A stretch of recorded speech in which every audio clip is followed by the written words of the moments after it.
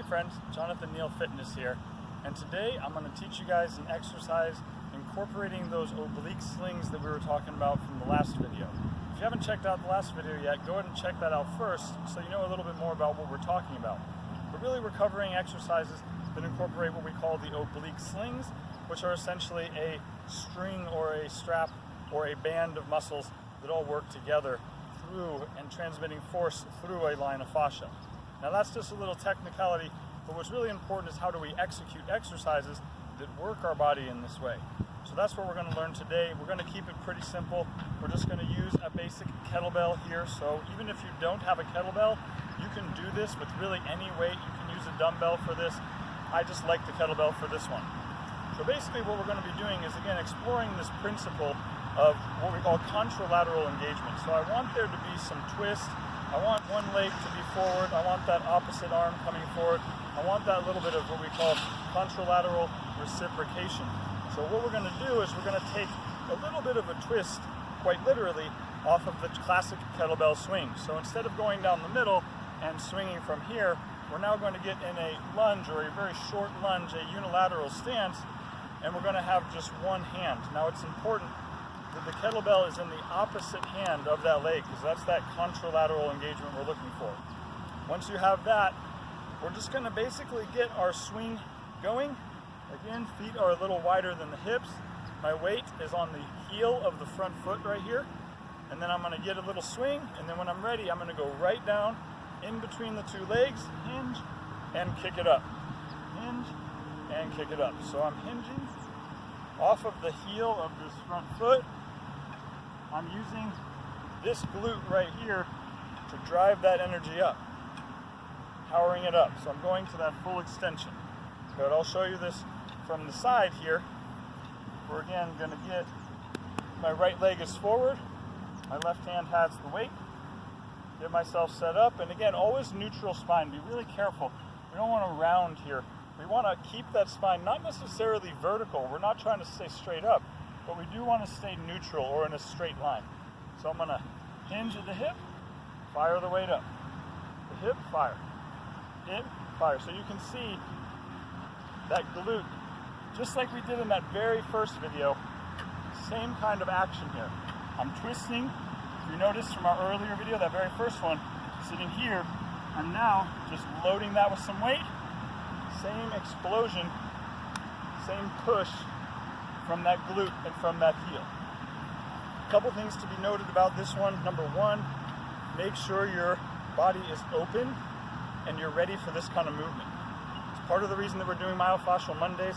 You got to make sure that your biomechanics are in line, that you got all these tight spots in the back, all nice and open. Otherwise, this exercise, you might be getting all kinds of play, specifically at the hips and at the lower back. And what that looks like is that as I come down, there's going to be sway, there's going to be twist and torque, again at the lumbar, at the hips, and we don't want that. So the best correction for that, again, get your fascial restrictions open, but in the movement itself, is just to make sure that the hips, we try not to let them move. So as I come down and in, instead of letting my hips go all over the place, I control it with the core, lift the ribs, and let that rotation, any rotation, happen up here at the rib cage, or at what we call the thoracic spine, so that instead of this, you get more of this. This is going to force your body to use things like your glutes and your core more, and a whole lot less when we torque here. A lot of torque on the knee, a lot of torque on the lumbar, and we definitely don't want that. So now that we've explained it, let me show you just a couple reps on each side without talking about it, to let you just go ahead and watch and see how it's executed. I'll show you from the front first, and then I'll give you another side view.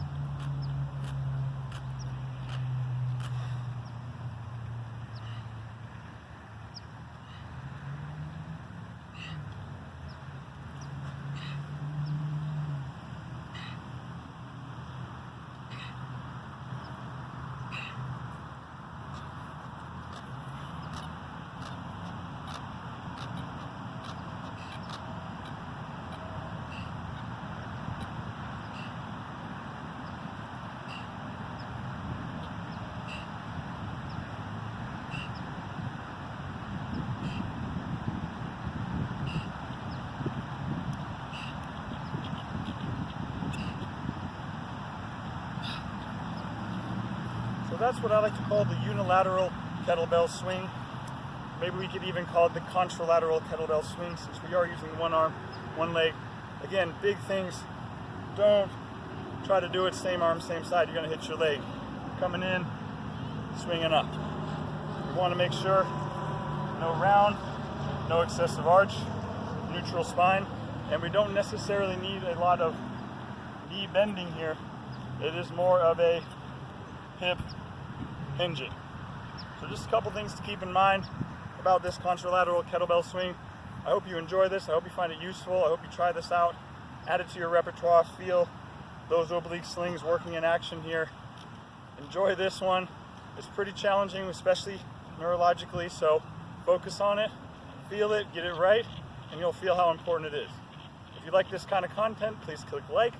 If you want to see more of it, I will be continuing to release videos on these kind of exercises, so go ahead and subscribe, and if you think it might help someone else, please feel free to go ahead and share. This is Jonathan Neal Fitness. Thanks so much. Have a wonderful day.